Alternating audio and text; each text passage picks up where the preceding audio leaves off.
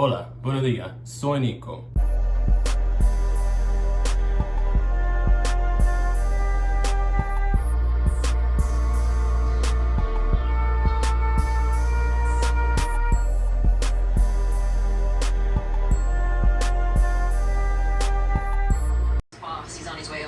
Get y'all kids, because I'm going to fuck somebody's son.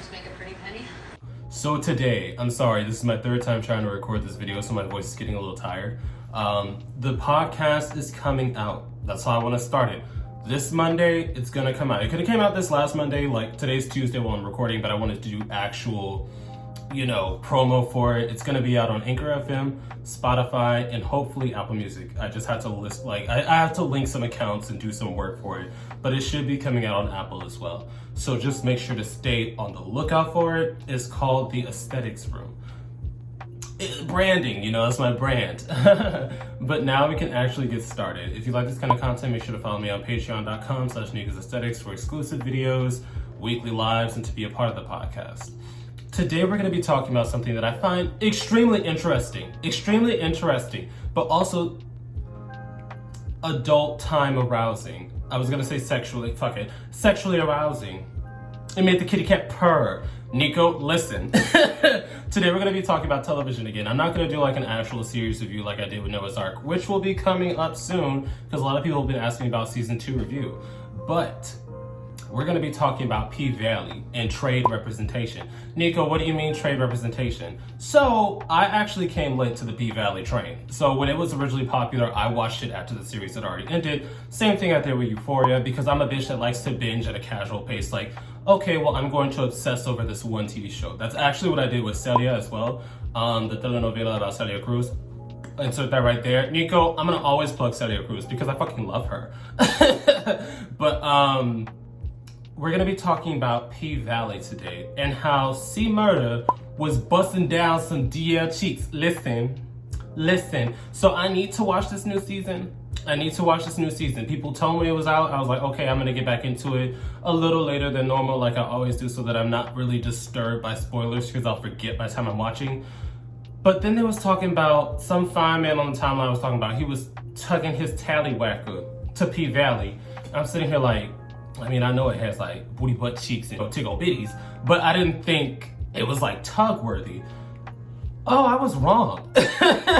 I saw the scene that they were talking about. Essentially, Murda, beautiful man. Murda, look at this man, fine from head to toe. Last season, he was romantically involved with Uncle Clifford, who is a very feminine presenting gay man.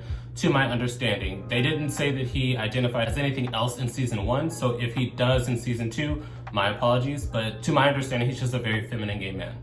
So he had a secret relationship with him, and he was also doing a PR relationship with one of the dancers at the club. But where we're going to be focusing on the contradictions and the hate that this new love interest is getting, like the scene and all, rather than when he was with Uncle Clifford, because a lot of people only find it acceptable when masculine presenting men are with feminine men in the shadows. Hear me out, because yeah, there was some pushback of, oh, it's a girl show, oh, it has too many gay, scenes, because Uncle Clifford was a prominent figure in P-Valley in season 1. So people were already upset that he was getting screen time, but he also had a love interest in Murda. And that's the thing, I appreciate how they did the romantic scene of them in the woods where they had the beautifully lit up car with string lights. And you could tell it was a very romantic gesture by Murda, but you also knew that this was a secret. Notice how the car was pulled deep into the forest. Nobody could see, even if they did see the car, it was blinding string lights. Nobody could tell what was happening in that vehicle. Yes, it was a loving, caring moment, but it was a secret. And that was what was understood. Because when Uncle Clifford originally tried to sit down with Murda and the businessman while they was talking about the rap career and the music and shit, he quickly got shooed away. As in, know your place. Like, yeah, this is your establishment. Yeah, we're holding our meeting here. But nobody can know that you and I are linked. This is a secret. But what really blew the lid off the casket was this season's episode with, his name is Teak, to my understanding, with Teak and Murda. So I did a little research. I didn't like jump directly into episode 3 and ruin the storyline for me, but I did look up their scenes, and to my understanding, they were quote unquote friends in prison, and C. Murda used to write raps and send them to Teak, and he said that that was a beacon of light in his dark times. And it was just all brotherly and loving and like, oh, this is, you know, camaraderie, you're my pillar of strength. And then they got to hunch it. Nico, listen. Listen. Teak, I already described to you C. Murda. Like, look at a picture of C. Murda. Now look at a picture of Teak. This man took off his shirt. Just a thick, muscly man. A thick, muscly man. Hear me out. Hear me out. And then C. Murda brought out that rubber when they started kissing, and he made him put it on him with his mouth. I was just sitting here like, P. Valley acted up. P. Valley acted up. And that's the thing. After he made him put it on with his mouth, because a lot of people don't understand. Like, they like, oh yeah, I like to suck. I like to do this. I'm throat go and all that. But you don't understand, like, if you have such an aversion to unprotected, super happy adult fun time in the back end, you should be using a rubber for the front end as well. Hear me out. Just because, yes, it is harder to contract HIV unless you have like torn gums or lesions in your mouth, but you can still catch any other STD in your mouth.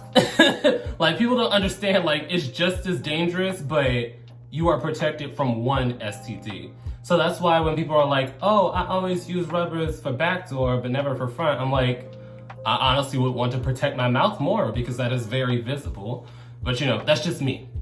Point is, he made him put it on him with his mouth, and then he got to cheek clapping. Yes, C. Murda was clapping thick, muscly, tattooed, trade cheeks. Nico, listen. As I'm getting older, I'm starting to realize my libido is getting higher, and it doesn't make any sense.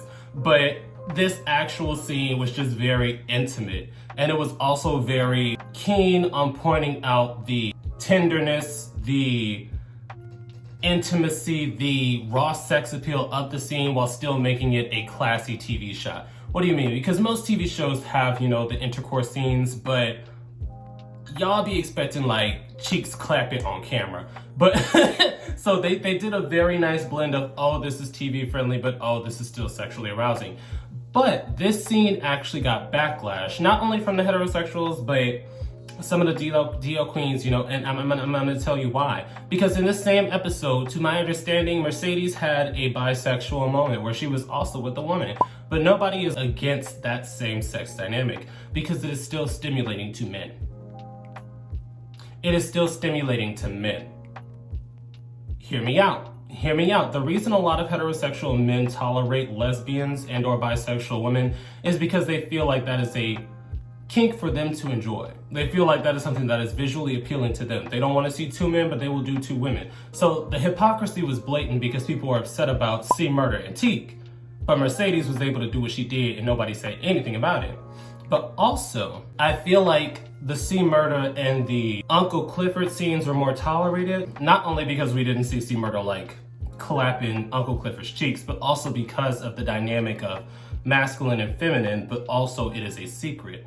What Teak and C. Murda did exposed that anybody could be gay. Hear me out. Because a lot of people have in their mind that to be gay, you have to have quote unquote a little sugar in your tank, you have to be feminine presenting, you have to, etc., stereotype. But what this scene showed was that you can be hyper masculine, you could be tatted up, you could be muscular, and you could still like your Cheerio to get tickled. You could still enjoy some pickle.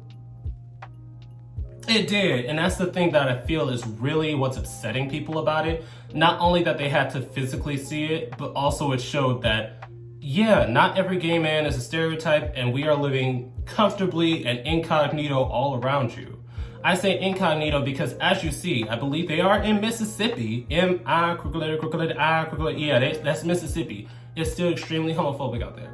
So living DL, living hyper-masculine in the daytime, that is expected for most people if you can live in stealth. But that's what I feel is the real upsetting point. But definitely drop your opinions down below.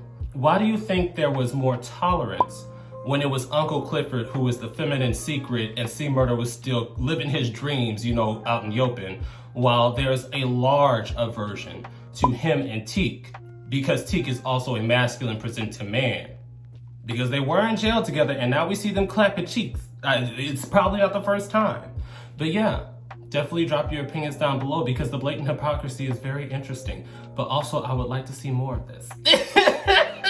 Nico, I would like to see more of Teak getting his cheeks clapped. Yes, I said it. I would like to see more of Murda clapping his cheek. They are beautiful black men. They are beautiful black men. I will not let y'all take this away from me. This was beautiful representation. Nico, y'all always complaining about trade and masculine representation.